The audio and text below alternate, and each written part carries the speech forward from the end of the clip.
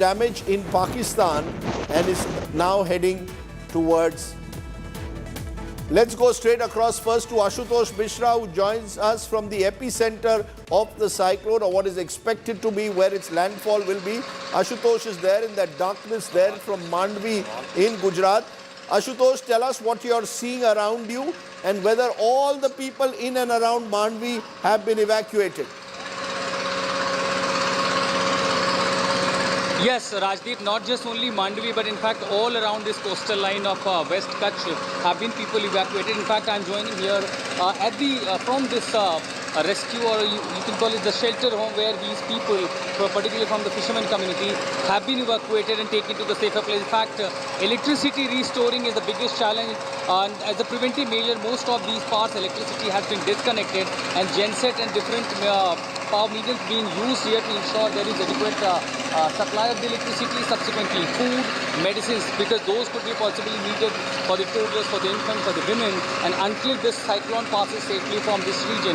So these places would be really playing a significant role for the people to ensure relief. As far as evacuation, that was completed very early this morning by different agencies, including NDRF, SDRF, and the local police. But when it is expected, the wind speed which is gusting up to 150 kilometers, that is possibly bringing Rajdeep literally havoc, and exactly why people of Kutch and Bhuj region are literally recalling the memories, the worst memories of 1998, when the similar cyclone had hit this coastal region of Gujarat, when the wind speed was literally higher than 180 kmph. So all preventive measures are taking place. People are taken to the safer places. In a precautionary measure, several trains in the western region who are going through have been halted or diverted, and now everybody is stand by and bracing for the impact which will likely to hit it around 3 to 4 p.m. But remember, even pre-cyclone, there will be pre-situation of that, which will create a rough ocean and also the very high winds, and that could particularly literally bring in collapsing of trees, several structures. So that, of course, the city is now gearing up to brace the impact which will be happening from tomorrow morning. Rajdeep. Let's just give our viewers a sense of the areas where this cyclone will hit. Ashutosh will come to you later because if you see the west coast, Saurashtra and Kutch, that's where the high alert is. The cyclone has moved from being an extreme cyclone to very severe. Then you come to Junagadh. So the entire area of the Saurashtra Kutch belt, Morbi, Devbhumi, Dwarka, Porbandar, you saw the visuals, and we'll play them again, of how the waves are lashing against the temple town of Devbhumi, Dwarka. But that's where the high alert is. These are the areas which are likely to experience the maximum impact of the cyclone when it reaches the land. But across the west coast of India, you can go to Maharashtra and Goa also, where we are seeing heavy rainfall taking place. So this is the land path. As I said, Pakistan has already witnessed an element of the cyclone's intensity, and it is now slowly but surely heading to the Gujarat coast. So those are the areas, the Gujarat coast particularly worrying. But if you're anywhere across the west coast of the country, people are being advised to stay at home at the moment. But what has happened successfully in recent times is that the NDRF and the SDRF have really upped their game, and they have been in a situation where all kinds of precautions are taken to ensure the safety of those living in coastal areas. Nearly 50,000 people have been evacuated. The Indian Army is working with the NDRF to set up shelters. Defence Minister Rajnath Singh has also spoken to all three service chiefs to review preparedness. We bring you the ground report as our reporters stretch across the cyclone areas. As Cyclone Biparjoy nears the Gujarat coast, the focus is on evacuating people from low-lying areas and the impact points. When Cyclone Biparjoy makes landfall, wind speeds could go up to 195 km per hour, enough to cause large-scale destruction and havoc. And that's why authorities are taking no chances. Over 30,000 people have been shifted from coastal areas to makeshift shelters in anticipation of powerful cyclone. This is Mundra town in Kutch district, where locals are being moved out ahead of the cyclone making landfall. So here all these laborers who are usually living in a kacha house made by tin sheet, metal sheet, and that probably will literally blown away with the wind speed as it is expected during the cyclone impact. Hence all under preventive measures they have been evacuated, taken to the safer places in these shelter house, the government accommodations, school, dharamshala, mandir, all these premises. Certain arrangements including the health, medicines have been made out here. Nearby villages also wear a deserted look now, as most locals have been moved out. And this is the place, the village called Modhwa, which is located between Mandvi and Mundra in the Kutch region, largely dominated by the fishermen community, and everyone has now evacuated. All I see, what is left here in this net, which is of course the one and only source of income for the fishermen community. Entire village is now looking deserted. Everyone has left, and that was the priority of the administration, to take them to safer places. The cyclone is expected to have maximum impact in Kutch, and that's why multiple NDRF teams have been deployed in these villages. पानी जो है वो यहाँ पे आने की जो संभावनाएं हैं वो सबसे ज़्यादा जताई जा रही है। वैसे में अब जो घर है वो धीरे धीरे यहाँ पे खाली करवाए जा रहे हैं। ये सारे फिशरमैन हैं जो यहाँ पे मछुआरी करके अपना जीवन बसर करते हैं, लेकिन अब उनको भी डर लगने लगा है, उनको भी डर सता रहा है, क्योंकि कहीं ना कहीं उनको लग रहा है कि साइक्लोन जो है वो सबसे ज़्यादा इसी इलाके को प्रभावित करेगा। बच्चे से हमारे लेडीज बच्चे सब है, इसलिए हम बहुत डरे हुए। ये सब बच्चे के लेडीज को डर है, पर हमको तड़बड़िया है, हमको डर नहीं आता है, बच्चे के साथ डर होता है। With villages evacuated and NDRF, SDRF teams on standby, Gujarat braces for cyclone Biparjoy. With Ashutosh Mishra and Gopi Maniyar in Kutch, Bureau Report, India Today. So what are the precautions that should be taken? Should the focus only be on the Saurashtra Kutch coast? Should people in Mumbai, other areas across the western coast of the country also be worried? How should one see this landfall that's going to take place of cyclone Biparjoy? I'm joined by Professor Raghu Murtugude. He's a visiting professor, climate studies, IIT Bombay. Appreciate your joining us, Professor. The cyclone has been turned from extreme to very severe. What does that mean? Does that mean that the wind speeds will be a little less than were initially forecast? How worrying is the cyclone at the moment? The background is that the Arabian Sea has basically been warming since January. It's a mixture of global warming and La Nina to El Nino transition. And Indian Ocean also gets heat from the Pacific and the Southern Ocean. So it's a very unique situation. So the Biparjoy, as it has gone from south towards the north, it has strengthened multiple times and weakened. So it keeps doing this. So now it's in the range of 150 kilometers per hour or so. The main thing to watch out for is whether there is enough warm water way close to the coast, in which case it may just stay there for a while and keep dumping a lot of rain instead of just traveling onto land and dissipating. So once it begins to touch land tomorrow morning to tomorrow afternoon, we have to really watch out how much energy it is going to suck up from the ocean. Plus, it is going to go up these Gulf of Kambat and Gulf of Kutch, where waters can get amplified, and cyclones like water instead of land. On land, they don't get energy. So these are the pieces of forecast that we have to really look for. You know, Professor, we've seen in the last couple of years, cyclones hit both the east and west coast with varying intensities. Cyclone Amphan caused a lot of damage in and around Bengal a couple of years ago. We had a cyclonic storm in Mumbai 2 years ago that was relatively less devastating. Your sense, are the cyclonic now conditions building up, as you mentioned, climate change increasingly over the Arabian Sea as much as they are over where it was traditionally cyclonic weather, which was the Bay of Bengal? Yes, so Bay of Bengal used to be the dominant cyclone area in the North Indian Ocean. Arabian Sea is now catching up. So not only is it getting more cyclones, but this late into the monsoon is already onset.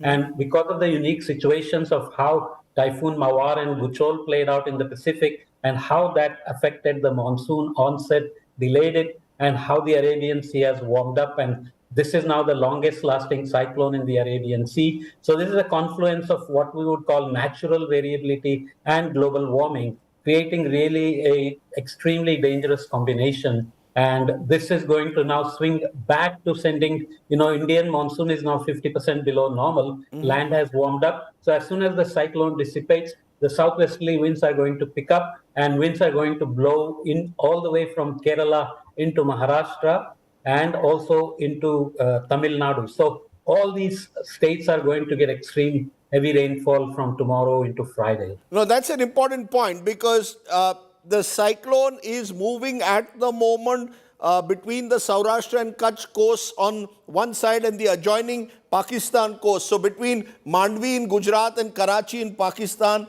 and expected to reach near Jakhau port by tomorrow afternoon. Wind speeds at about 125 to 135 kmph. What I want to understand, if I'm living in Mumbai, if I'm traveling to Goa, if I'm along the Kerala coast, should I be worried that with those wind speed numbers that we are seeing in the epicenter, or will we only see heavy rain but not much devastation outside possibly the epicenter areas?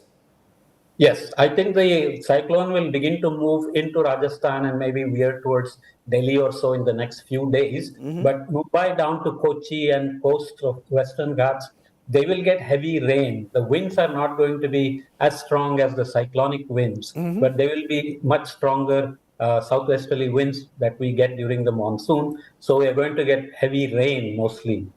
And that's for the next 48 hours, is it? I mean, the rainfall prediction, the weather office is sounding an alert is for Gujarat, Kerala, Tamil Nadu, Karnataka, Maharashtra, Rajasthan, Madhya Pradesh, Goa, Daman, Diu, Lakshadweep, Dadra and Nagarjun Haveli. So effectively, are we saying that heavy rains over the next 48 hours, but as the cyclone makes a landfall, given that most people have been evacuated through the coastal areas, can we be safely saying that it will reduce intensity the further it goes in? Yes, so the heavy rain over the Western Ghats from Kerala into Maharashtra will dissipate away in 48 hours. But as the pieces of cyclone continue to move north, Rajasthan and northwestern part of India will see rains also probably into 48 to 72 hours. So we have to really watch out how it breaks apart once it gets on land. So that's something we have to wait till another 24 hours to 48 hours. One final question, Professor. There's been much talk this year that we are entering an El Nino season possibly. Therefore, we will have large dry spells. Is this unusual, therefore, to see cyclonic conditions developing as early as the middle of June? Or El Nino and cyclonic conditions can coexist?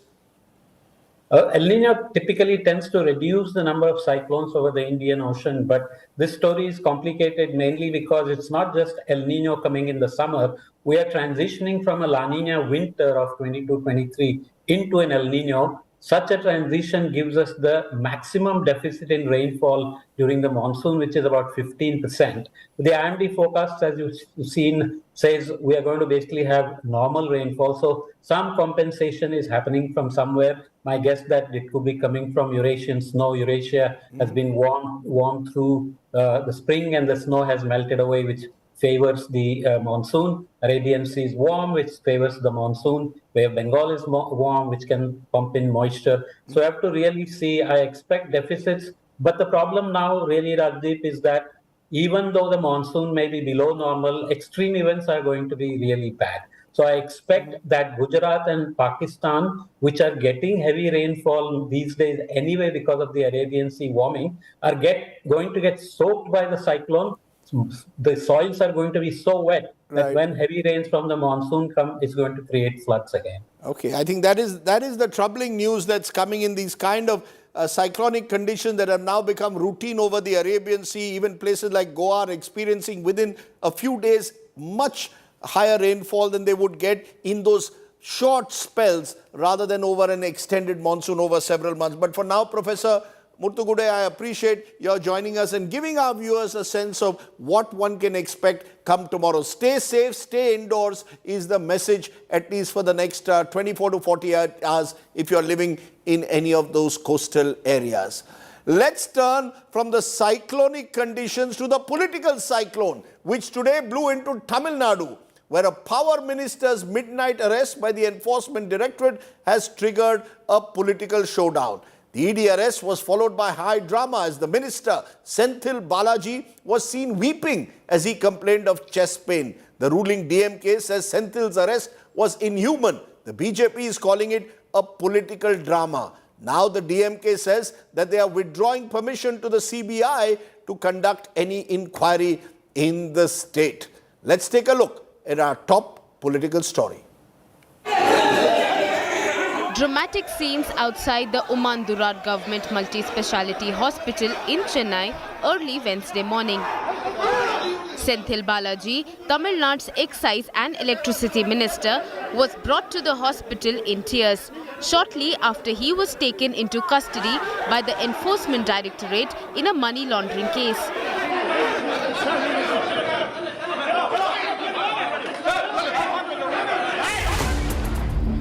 The arrest came after 18 hours of questioning that started Tuesday morning at 8:30 a.m. when the minister returned home, cutting short his morning walk following ED raids on his homes, relatives and later even his chamber in the Secretariat. At 1:30 a.m. on Wednesday, Senthil Balaji was informed he was being arrested. But he's taken by ED, sir? Yes, yeah. Sir, what could be the next course of They have to produce him before a magistrate or the special court for PMLA. 15 minutes later, the minister complained of chest pain.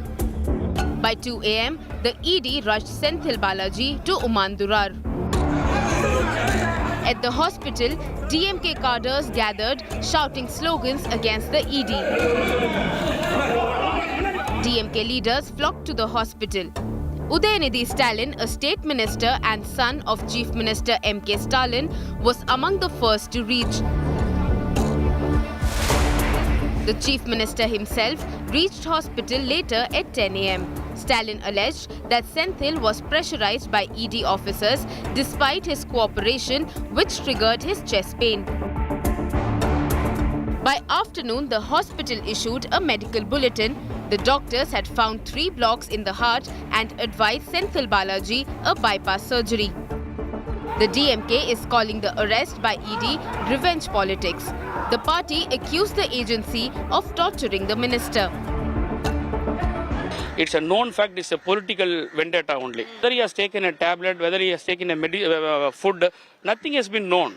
So it is absolutely a mental torture. It is wantonly has been done, harassed by the ED officials. If anything is happening to his health or whatever it may be, it is a responsible, absolute responsible, is a Modi government only. The cash for jobs scam Senthil Balaji is being investigated for dates back to the 2011 to 2015 period when he was a minister in the AIA-DMK government. Senthil Balaji is accused of irregularities in allotment of jobs in the State of Transport Department. The BJP and AIA-DMK have hit out at the DMK, pointing out that Stalin himself had called for probe against Senthil Balaji back then. Classic case where in 2018 a charge sheet is filed against Senthil Balaji in the same case by the Tamil Nadu State Police. ED is acting, there is money laundering that is found, ED is acting. Supreme Court in 2 of its judgment has given more like a speaking order by clearly convicting Senthil Balaji in the order itself. Now, how come it becomes politically vindictive, madam? DMK Minister Senthil Balaji's arrest by the Enforcement Directorate, which comes after months of BJP's campaign against the DMK, especially on the issue of corruption, assumes huge political significance. The BJP is evidently trying to break into Tamil Nadu politics, which is still dominated by the 2 Dravidian majors. But the larger question remains. Can the BJP achieve a breakthrough as far as Tamil Nadu politics is concerned just by riding on the plank of corruption? With video journalist Daniel, this is Shilpa Nair in Chennai for India Today. Okay, let's turn to our talking point. There are opposition ruled states under fire from the central agencies like the Enforcement Directorate. Is the DMK guilty of shielding the corrupt in this instance? Is the BJP now on the offensive in Tamil Nadu ahead of the general elections next year? Swaroop Mami Dipudi is the advocate at the Madras High Court. Suman C. Raman is someone who tracks politics in Tamil Nadu closely. Manu Sundaram, DMK spokesperson, and Vinod Selvam, State Secretary, BJP Tamil Nadu. You know, Manu Sundaram, today all your leaders are descending on the hospital from MK Stalin downward, saying this is vindictiveness, we have sympathy for Senthil Balaji. But I want to play you first a soundbite of MK Stalin when the same Senthil Balaji was in the AIDMK and your leader accused him of corruption. Look at the U-turn you made. First, let's play what MK Stalin had said about Senthil Balaji when Senthil Balaji was in the AIDMK. ஏற்கனவே இந்த மாவட்டத்தில் ஒருத்தர் இருந்தார் அமைச்சர் செந்தில் பாலாஜி. ஏற்கனவே 15 முறை அமைச்சரவை மாத்தினப்போ இவரை மட்டும் மாற்ற மாட்டாங்க. அந்த அளவுக்கு ஒரு முக்கியத்துவமான அமைச்சராக இருந்தார். அந்த செந்தில் பாலாஜி அமைச்சரவை 15 முறை ஏற்கனவே மாற்றி அமைச்சாங்க. அப்பெல்லாம் அவரை மாத்தல, சீனியர் அமைச்சர்லாம் மாத்தினாங்க. ஆனா இந்த ஜூனியர் அமைச்சரை மாத்திரம் மாத்தல. போக்குவரத்து துறையினுடைய அமைச்சராக இருந்து அந்த துறையில நடத்துனர் பணிக்கு 3 லட்சம், மெக்கானிக் பணிக்கு 6 லட்சம் என்று கொடுத்து ஏமாந்திருக்கக்கூடியவர்கள். When he was transport minister, lakhs of people were defrauded in an alleged job racket is what MK Stalin said then. Manu Sundaram, how do you then defend your stand that Senthil Balaji is innocent? I mean, you can't suddenly become innocent by simply shifting from AIDMK to DMK. Mr. Sardesai, I don't have to tell you this, but the DMK, nor India Today, nor anybody else in the panel is qualified to say whether a person is innocent or not. That is the job of the various courts of law that we have in this country.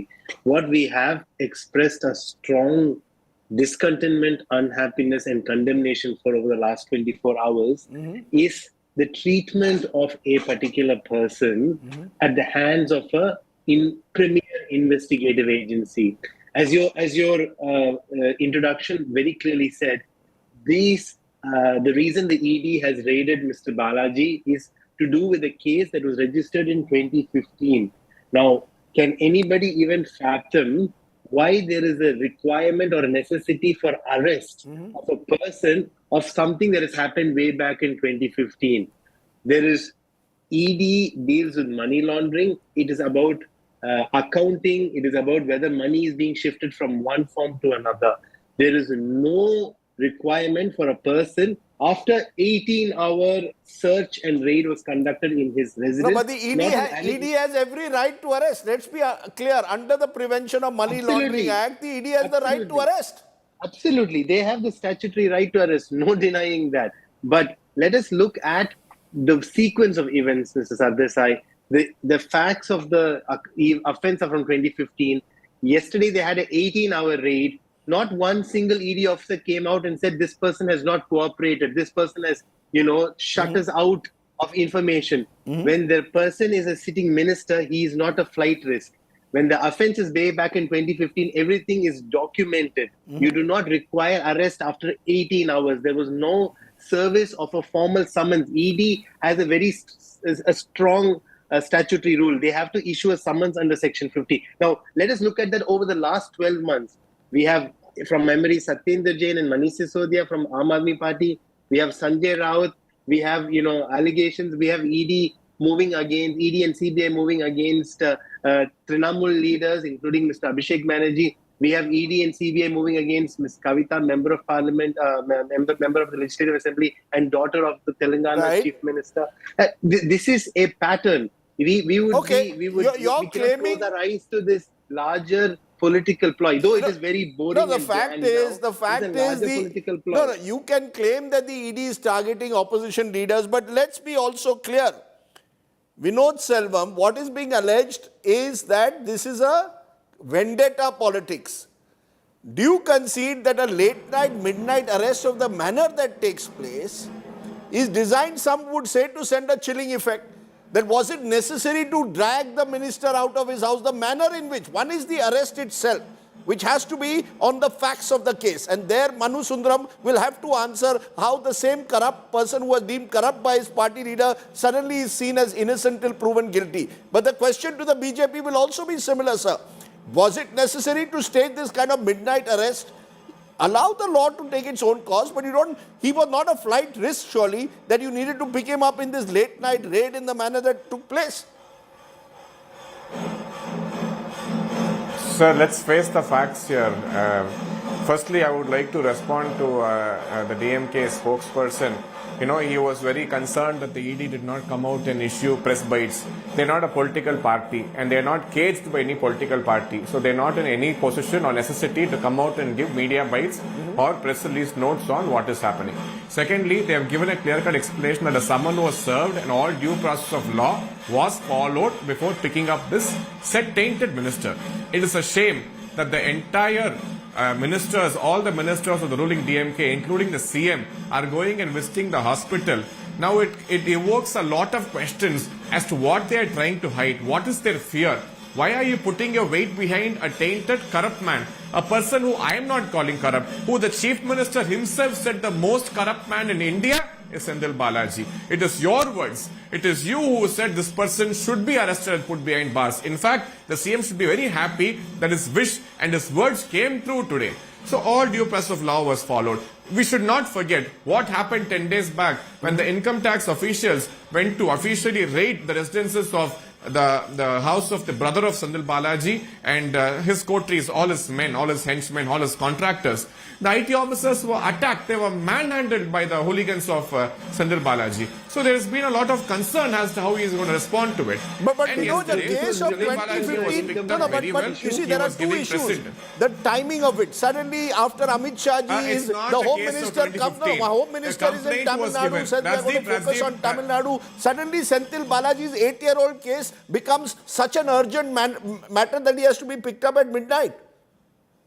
Rajdeep, let me come to you. A complaint was given in 2015. A complaint was given in 2016. One in 2017. Complaints kept coming as late till 2018, where several people, letting go of their fear, came out in the open and very, very openly said, "We have been cheated. I have paid for my son. I have paid for my daughter's job. This minister took money." The aide of the minister, I think his name is one Mr. Shanmugam, two people, they have taken money. They were directly implicated. And what did you do in the court of law? You went to the High Court and you filed a compromise petition. You said, we have settled with the people who had given money, which means it's an acceptance of the crime. You have accepted taking bribes to provide government jobs. So what more evidence is needed? You have come out open and said that, and the Supreme Court has taken a very strong stand. They have asked the agencies to probe into this. You're a sitting minister and you have all the responsibility to answer to the people of the state and to the people of the country. So that is what is being done.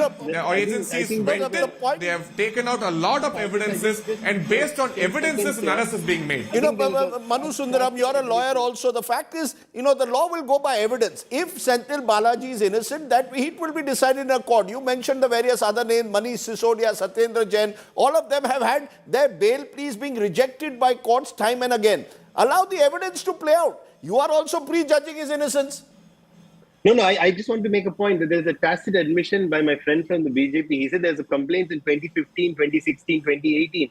Who ran the Enforcement Directorate in those years? Who was the government in the state then? The ADMK and the BJP. The question is, why today? As you rightly said, why 3-4 days after Mr. Amit Shah has come here? Why 10 days after the income tax rate? See, it's clearly, it's not just the political cyclone has moved to Tamil Nadu. It's the start of the political campaign for 2024, and that is the point we're making. We have no issues. Let the courts of law decide, but do not come and do not make a scene by unnecessarily arresting someone in the middle of the night. It does not need to be a minister, whoever it is. No, whether it's middle of the night or early morning and arrest, these are your resort. You are questioning the procedure and the timing. The fact is, there are facts of the case. Here is someone who your own government has accused of being involved in money laundering and a jobs racket case. But Suman P. Raman, do you see politics as the DMK is saying that this is before, this is a run-up to 2024? Or do you believe that there is enough evidence for Senthil Balaji to be prosecuted and made an example of? Rajdeep, first of all, is there enough evidence? In my opinion, yes. For the simple reason, this is a very bizarre case where the parties went to the High Court and actually said, we have worked out a compromise and the money has been returned. And the court said, great. It's okay, now that the money has been returned, we can withdraw the case. And, basically threw out a lot of the cases at that point of time. Fortunately, the Supreme Court came down very heavily on that judgment of the Madras High Court and then said that the investigation could continue. So this is a very, very strange case where on record, the parties have accepted money having changed hands and money having been returned later. I think somewhere in 2018 or 19, the money was returned. Are you surprised with the timing? Are you surprised that cases where complaints are filed from 2015 to 17, suddenly in 2023, it appears the ED wakes up to it? No, Rajdeep, I don't think this is purely about the 2015 case alone. The arrest may have been pertaining to that, but already there are reports, and I saw another channel was reporting about a 3.75 acre property which he was building in his native place, and where there's a suspicion that there was a 20 crore money laundering which may have occurred there. So I don't know. There have been IT raids on his brother, on a lot of his close accomplices a few weeks ago, followed by the ED raid yesterday. Right. So clearly, I don't think that the only thing they are looking at is this 2015 job scam. Mind you, the raid in the Secretariat was on his present room, not on the chamber which he occupied when he was a minister in 2015 or 16. It was on a present room which he has been occupying only recently. So what could they have expected to find there? Yeah, but you see, the question is that from 2015 to 18, he was with the AIDMK. At that time, the BJP and the AIDMK was in alliance. Now he switches to the BJP, which is in alliance with the Congress. So questions are being raised. But I want to understand from you, Swaroop, do you see anything wrong as an advocate at the Madras High Court in the way the ED has acted? Is it in some way any violation of procedure that you see?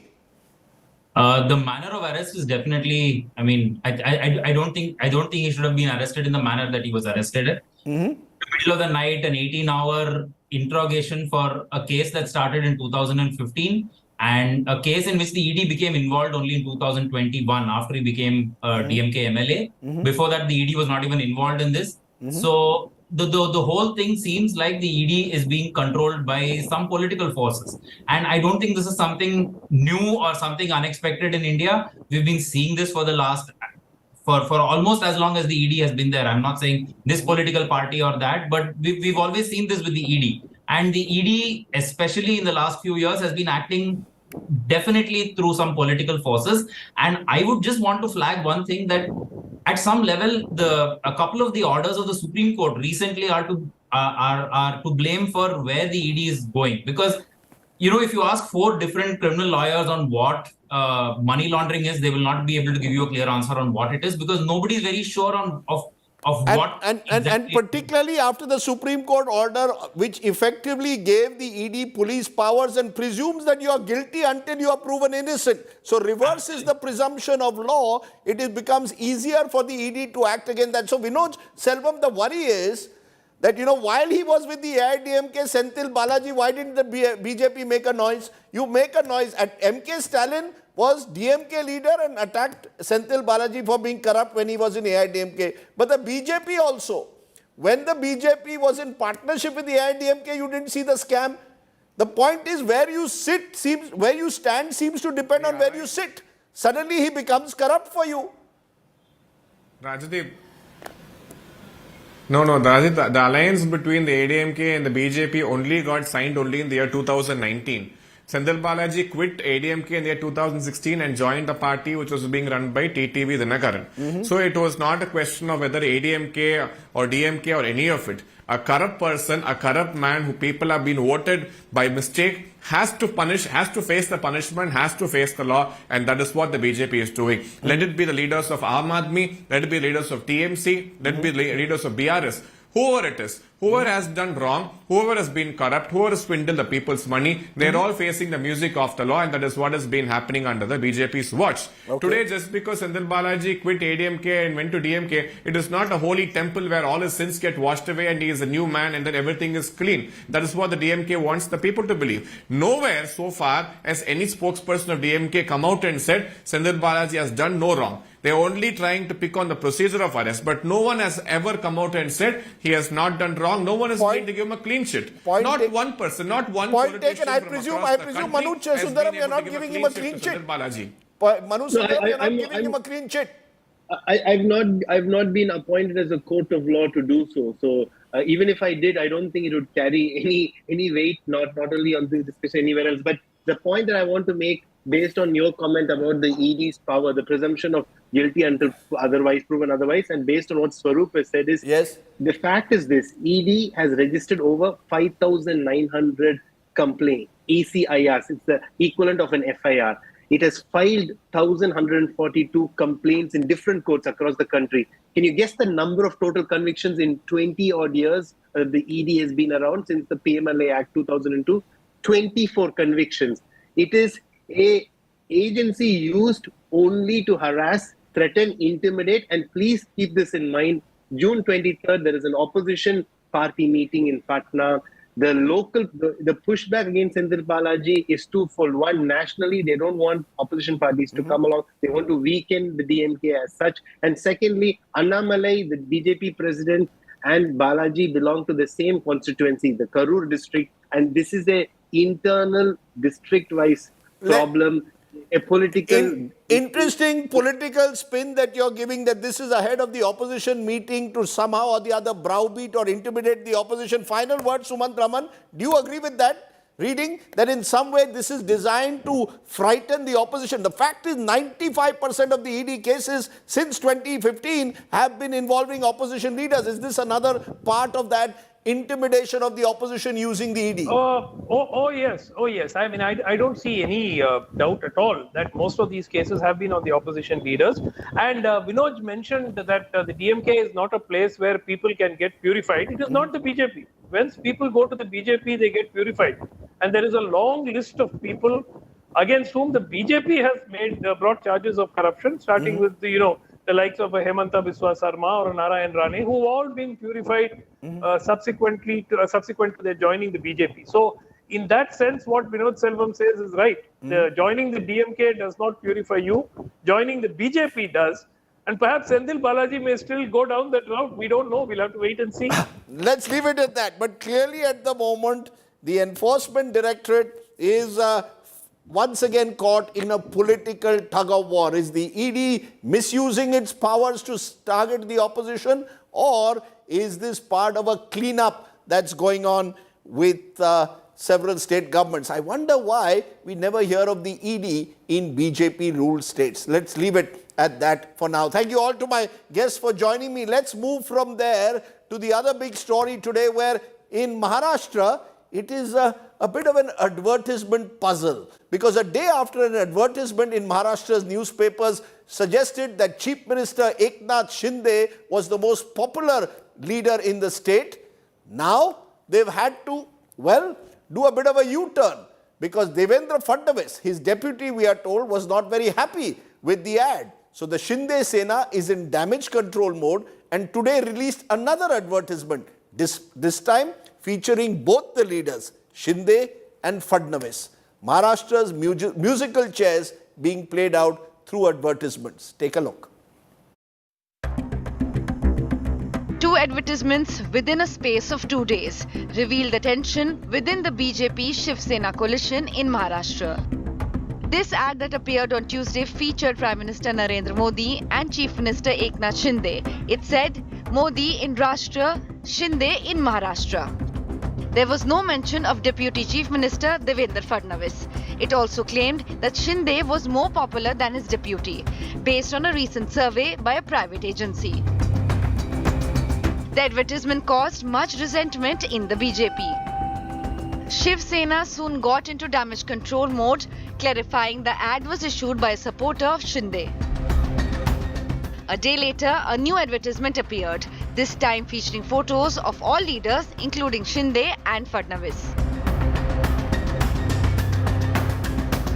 Shinde जे उत्कृष्ट आहेत त्यांनी देवेंद्रजी त्या ॲडव्हर्टाईजमध्ये comparison करणे हे ज्यांनी कोणी केलं असं मला वाटतं. एकनाथजी काही एवढ्या लहान मनाचे नाही आहेत. एकनाथजी काही लहान मनाचे नाही आहेत. एक मोठ्या विचाराचा, मोठ्या मनाचा माणूस आहे. एकनाथ शिंदेला जे बघतो ते कधी अशा लहान विचारात वावरत नाही. पण ज्यांनी कोणी केली आहे त्यांनी देवेंद्रशी कंपॅरिझन एकनाथजी सोबत करणे हे थोडंसं त्या ठिकाणी अचंबित करणार होतं. The damage control, however, has not yet ironed out the differences between the two leaders. The Deputy Chief Minister has skipped events where he was supposed to share dais with Chief Minister, citing health reasons. Fadnavis, however, continued with his regular meetings at the Shahayadri Guest House in South Mumbai. With Ritvik Bhalekar, Bureau Report, India Today. A tale of two leaders. Coming up after the break, our good news today story, which will come from Prayagraj. Meet the 6-year-old who topped the world ranking in under 7 chess. That's coming up on the other side. You're watching the news today. News without the noise.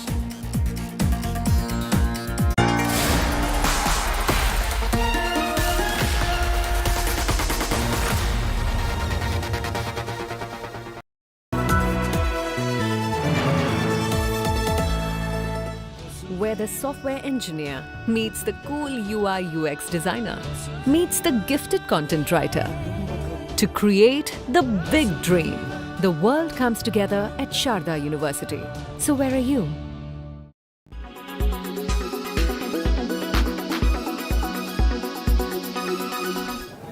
A Silicon Valley trade group called Compete America has sent a letter to the Department of Homeland Security saying that the current cap of 85,000 H-1B visas per year is insufficient to meet the demands of these tech companies, and this particular visa has always been an option for seeking skilled workers from countries like India. But the tricky part is that the demand to expand the allocation comes just months after the big tech companies fired thousands of employees. Now, there are some concerns in the US that this move will replace higher paid domestic workers with lower paid H-1B visa holders. Some companies have reportedly already started replacing fired employees with H-1B visa. One of the main issues the H-1B visa program is that it can lead to a reduction in wages in the tech industry. This primarily happens because the companies can pay foreign workers below the local median wage, which ultimately also leads to concerns about unfair competition. And it is not all good for the visa holders as well. The Economic Policy Institute claims the competition not only leads to underpayment of foreign workers, but also that these employees are trapped with the company. They are not able to challenge or negotiate for better working conditions or higher salaries due to the higher competition.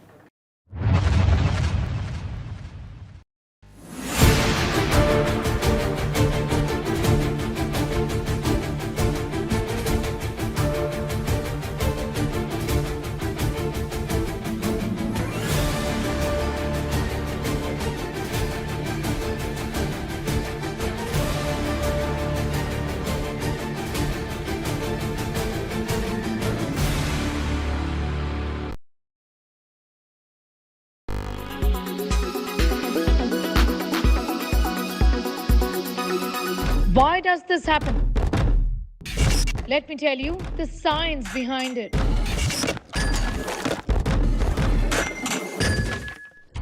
For more informative videos like this, keep watching India Today News Mo.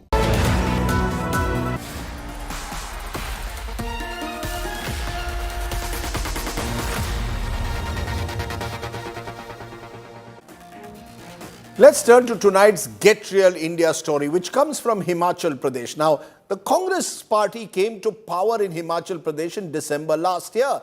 Among its promises was the revival of the old pension scheme. As a result, though, of some of the payouts, the state seems to be suffering from a financial crunch. Thousands of government employees in Himachal Pradesh are yet to receive their June monthly salaries. The government employees are now threatening to go on protest. Here's tonight's Get Real India story.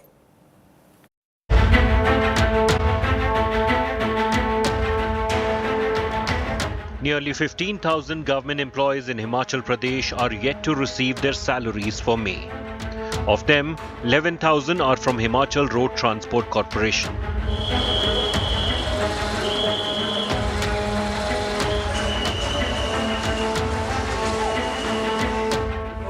Employees claim their salaries are usually credited into their account by first week of the month.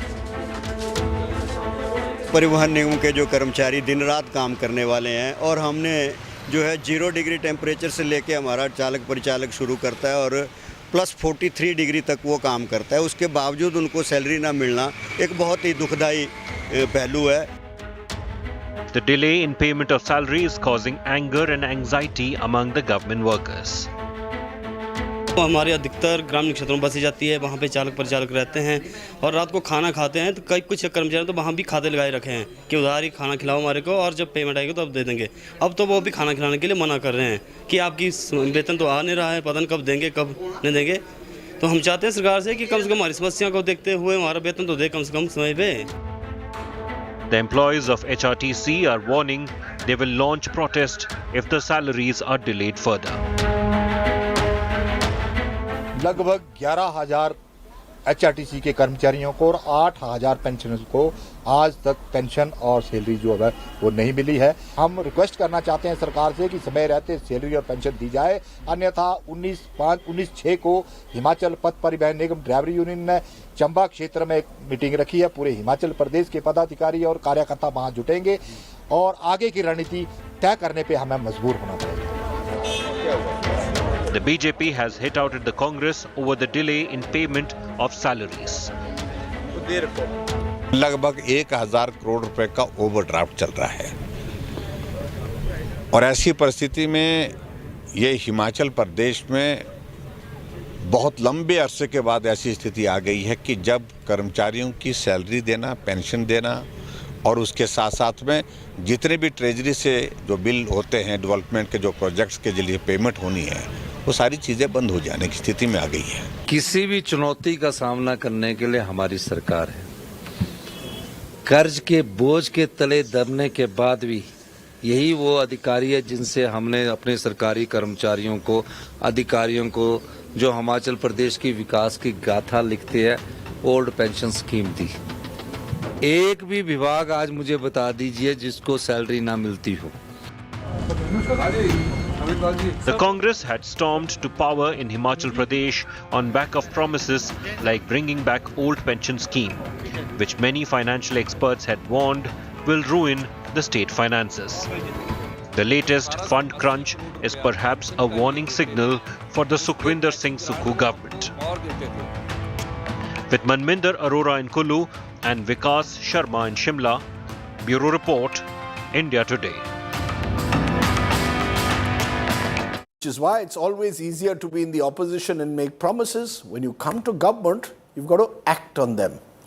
Let's turn therefore and end our program tonight with our good news today story, which comes from Prayagraj. 6-year-old Anupriya Yadav has topped the chess world rankings in the under-7 category. She aims to become a grandmaster next.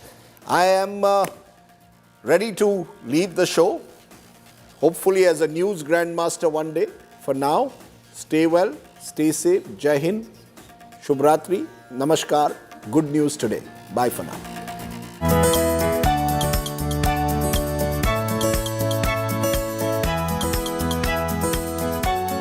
This month, when the International Chess Federation released the rankings for the under-7 category, right on top was an Indian wonder kid.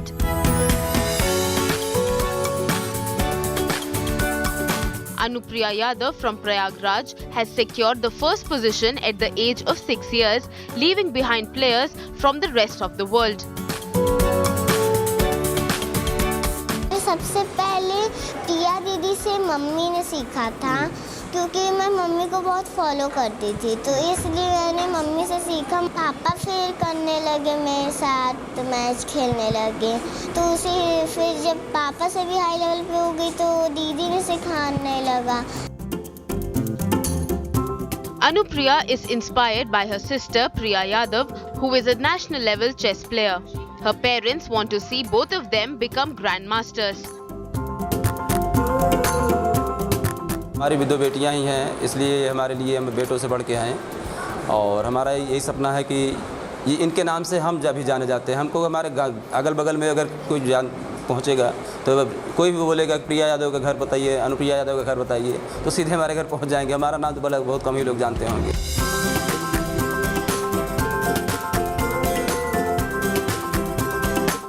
Anupriya aims to be a grandmaster. Her immediate goal is different. मैं पापा को हरा लेती हूँ बस। Mummy को भी हरा लेती हूँ। दीदी को तो नहीं। अब आगे सपना क्या है, किसको हराना चाहती हैं? दीदी को। After the latest rankings were released, school teachers felicitated Anupriya for her achievements. Anupriya is now a hero at her school. Bureau Report, India Today.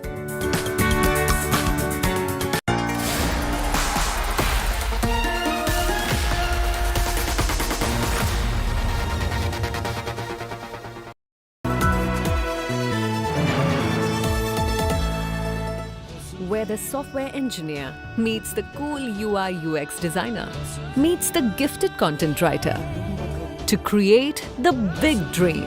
The world comes together at Sharda University. So where are you?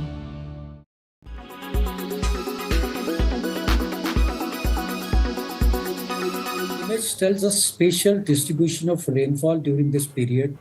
That is a 4-week period. It's largely month of June and also first week of July till 6th of July. Okay. This is the image between 9th of June to 6th of July. Okay.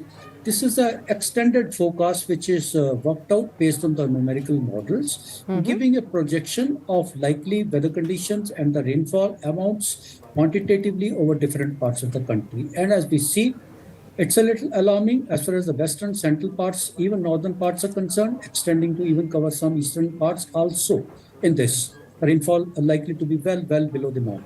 As it is, we know monsoon made a delayed start.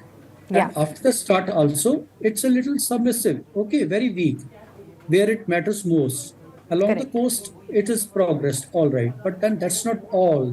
Monsoon is all about reaching the interiors and giving decent and sufficient showers where they need the most. And that is where it's lagging. Okay.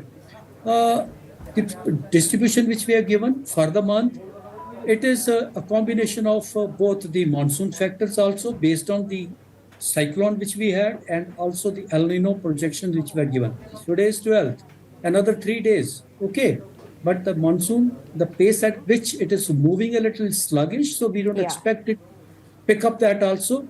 So it's going to remain a little largely slower than what it should be.